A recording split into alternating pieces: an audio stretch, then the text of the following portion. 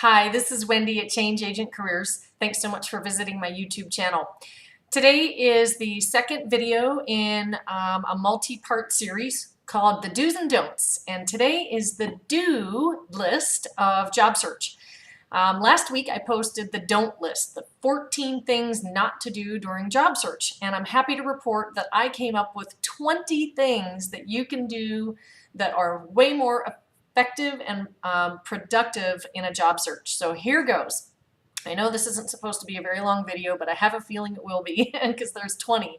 All right, let's get started. Number one is do get out and network. You have to meet people face to face.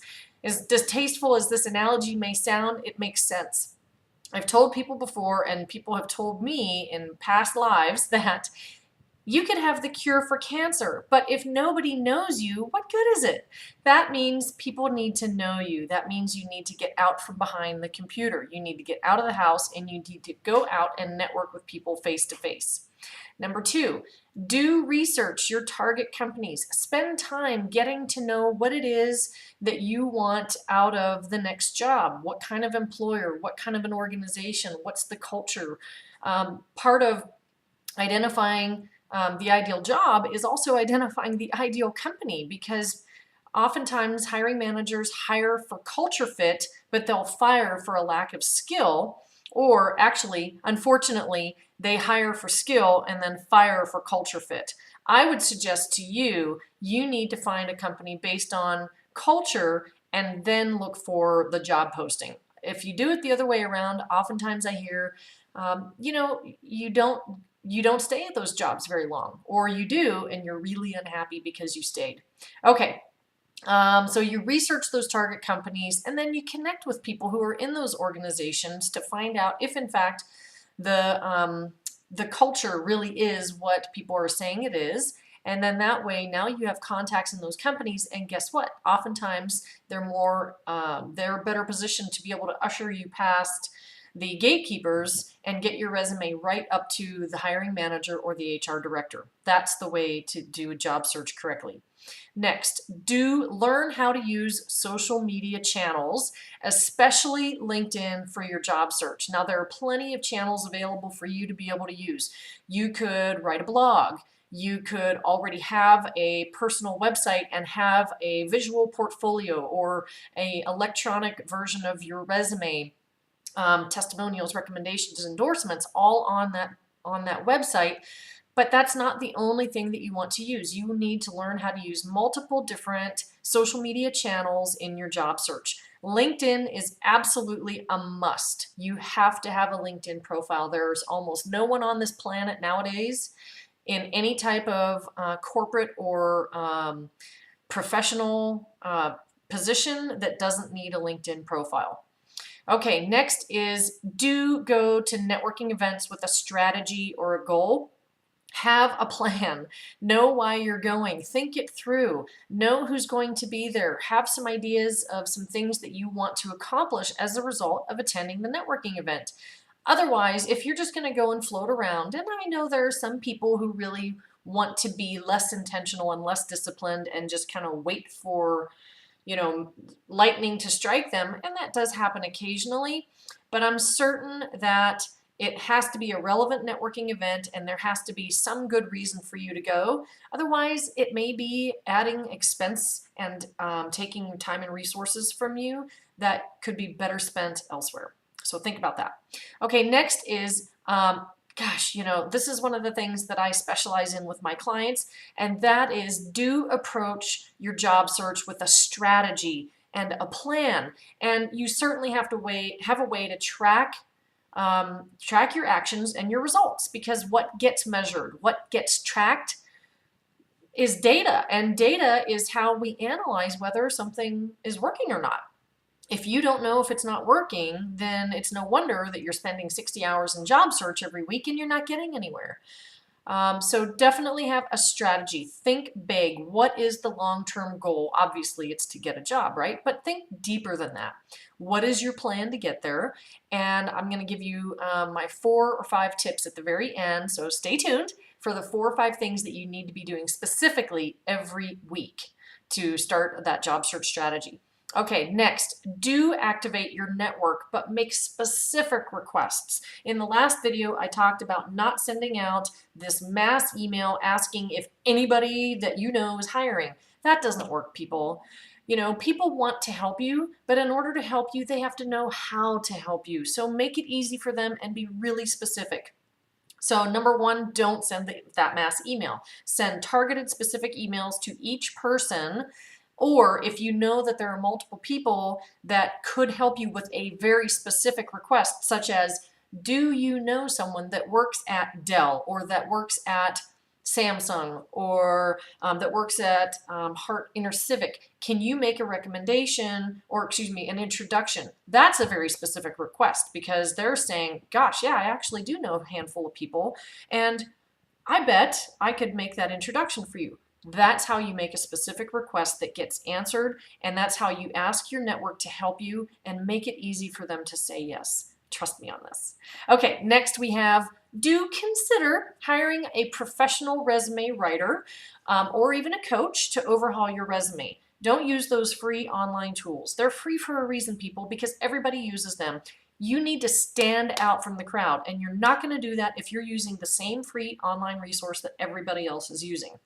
Okay, next, do research and attend industry or trade-related networking events or association meetings. This is one of the best ways for you to get your ear on the ground and find out what the demands in the industry are and what the trends in the marketplace are for that particular role, for that industry, for that particular trade or profession. I'll give you a better example since I'm a big fan of being specific. I have a client who was pursuing a role in the learning and development industry. So where did he go to network? He joined the American Society for Training and Development Professionals so that he could get in on the ground floor and find out what's going on in that field, in that occupation, to be able to leverage that information and position himself against the other people in the marketplace competing for the same jobs he was. That's your biggest takeaway from that particular bullet point. Okay, next, do volunteer. Get involved in a civic organization or a cause that fulfills an intrinsic drive that you have, something that kind of fulfills a passion. Because here's a secret about volunteering. When you get involved in certain civic-minded or volunteer or nonprofit organizations, guess what? The people who support those organizations are typically the upper 10% of income earners in your geographic location. I wouldn't say 1% necessarily, but I would say the top 10% of earners are people who support causes and get involved in volunteer organizations and they give their time. And those are the people who you'll be networking with informally while you're there getting involved in that cause or that nonprofit or that volunteer opportunity. I'll give you an example. Again, I figure examples will illustrate my story much better. So I volunteered with Ronald McDonald House at one point in time, and one of the people that I took over a shift from, he would work the late afternoon shift and then I would come in and work the evening shift, was a judge. I rubbed shoulders and got to know on a first name basis a local judge.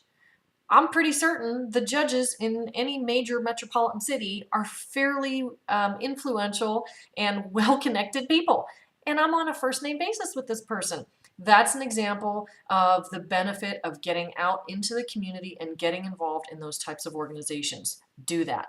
Okay, next, do consider possibly taking an unpaid internship or another volunteer type position in a company to expand the opportunity and the potential to be offered a permanent or a paid position later on. Maybe not permanent, but at least paid. Sometimes, you know, it's a start, right? And what it's going to do is continue to expose you to the people in the organization. You're going to build loyalty, you're going to build trust, you're going to build relationships, you're also going to gain valuable experience. You're going to be engaging your brain. There's nothing bad about that, except of course the one thing, which is you're not getting paid to do it. Next, okay, all right. Do learn how to really sell yourself. And what's the one thing I wrote here? Oh, yeah, talk about your career achievements. So many times I run into people who are in job search and they just have this mealy mouth, mopey attitude, and they just don't know how to really sell themselves. And they feel bad talking about their career accomplishments and their achievements. Oh my gosh, that's the worst career self-sabotage you can imagine. I'm sure there are others, but that is one thing you have got to get over. You have to learn how to sell yourself. You have to talk about what you've achieved, and you have to be able to tell true stories about how you have made an impact on the lives and the bottom line of companies that you've worked for. I'll talk more about that in the interviewing do's and don'ts and the networking do's and don'ts as well. But you can see that it's a pretty common theme. If I'm going to talk about it in a couple of other do's and don'ts videos, that's one that you really need to work on. Okay, next, oh yeah, do ask for and give testimonials, recommendations, endorsements.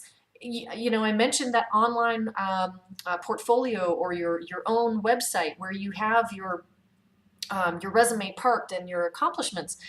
Having those testimonials, recommendations, and endorsements on there is highly valuable, as well as on your LinkedIn profile. But gosh, don't wait until you're in job search, or don't wait until you've been laid off, or don't wait until you're ready to quit to do that. You need to be adding those at all times. Another reason why is if you all of a sudden start getting a whole bunch of them and your employer just happens to monitor your LinkedIn profile, that might be a clue, and they might start watching you a little bit closer to see if you're getting ready to jump ship. So don't draw unneeded attention to yourself, and don't wait until you're in job search to get those. Definitely be working on those and be doing those all the time. All right, let's see. Yeah, do have an expectant attitude and unwavering belief in yourself at all times. This is a tough one. Trust me, I know this. One of the things I recommend is a book called The Miracle Morning. You have got to get up and start your day with the best possible attitude you can every day, and you've got to get to a level 10, and you've got to stay there. When you're in job search, I know it's easy to get frustrated. It's easy to get depressed. It's easy to let your faith waver when you don't have a response on your resume, when you don't get called for the interviews, when you do go to the interviews and you go to multiple interviews and you keep getting turned down. But you know what? Suck it up, princess. You have got to have an awesome attitude, because when you don't have an awesome attitude, it permeates everything that you do. And whether you realize it or not, you're sending out that negative vibe, and that negative vibe does not help you. You've got to get positive. If you can't do it on your own, read The Miracle Morning by Hal Elrod and call your best friend, or one of your best contacts from your workplace or your work environment, and call them and say, you've got 5 minutes to pump me up and tell me again why I'm so awesome. I have to do it sometimes, and I love what I do. So I know when you're in job search, it's easy to get depressed and let your negative attitude take over. Please, please, please work on your attitude and get to a level 10 and stay there every day. Okay, next we have, let me scroll down here. I'm blowing through these fast, but I got a lot to say. Okay, do. Be intentional about your job search actions and execute your plan consistently. I'm going to give you, hang on, we're almost there, my top 5 recommendations for what you need to do every single day, or at least every single week on your job search, so hang in there.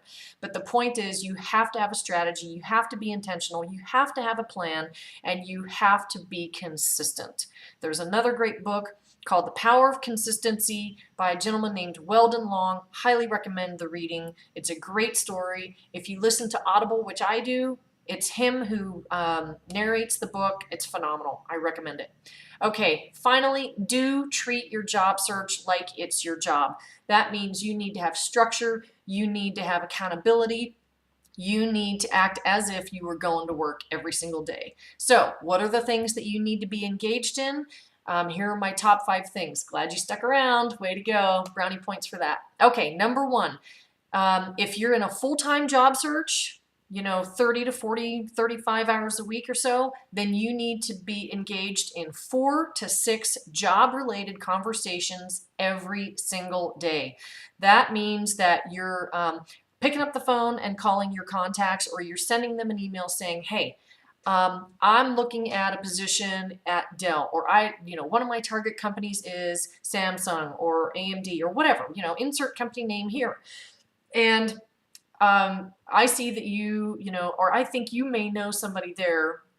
Are you willing to make an introduction for me, right? So have those kinds of conversations related to your job search every single day. Number two, your goal, and there's no way you can control this, so I can't say you need to, but your goal should be to try to have 1 to 2 conversations every single week with hiring managers or HR leaders every single week. So how do you do that? Through all of these other actions that I'm giving you. If you are engaged in these actions consistently every week, you will be having those kinds of conversations. Number 3, you need to block 75% of your time for networking activities every week. I know that's a lot, 75% of your time. That means you need to be out at networking events, which you have strategically selected. Networking events include those association, trade or industry related meetings. Okay, that is also networking. That includes, I would even consider volunteering in those civic organizations. That's also networking too, right? It's a byproduct of why you're there. So 75% of your time needs to be spent in networking related activities. You need to get out there and talk about your cure for cancer, quote unquote. Next is 25% of your time needs to be engaged in job search related activities, whether that's identifying new target companies or perusing your target company website, whether that's visiting job boards, which is the least likely place where you're going to find the job, or whether that is perusing. Now, LinkedIn is a little bit better resource. There's also industry-specific or profession-specific job boards, such as hrjobs.com or nursesjobs.com, things like that, right? Get off of CareerBuilder and Monster. Those are not the best places for you to be spending your time. But you do need to be engaged in up to 3 job search activities 25% of the time. Finally, minimum of 25 hours per week devoted to job search. I would say for a full-time job search, it might be closer to 35. I don't think you can do 40 hours. I think if you did, you would end up burning yourself out. So I would limit it to about 30 to 35 hours. That's enough. Okay, that's it for today. I know this was a really long video, but I'm hoping that it was relevant for you. So this is Wendy with Change Agent Careers signing off. Subscribe to my YouTube channel. Please follow me on other social media channels such as Google+, LinkedIn, Twitter, and of course visit my website, and you can subscribe there to my blog and receive my weekly blog posts in your inbox. All right, make it a super successful day. Thanks.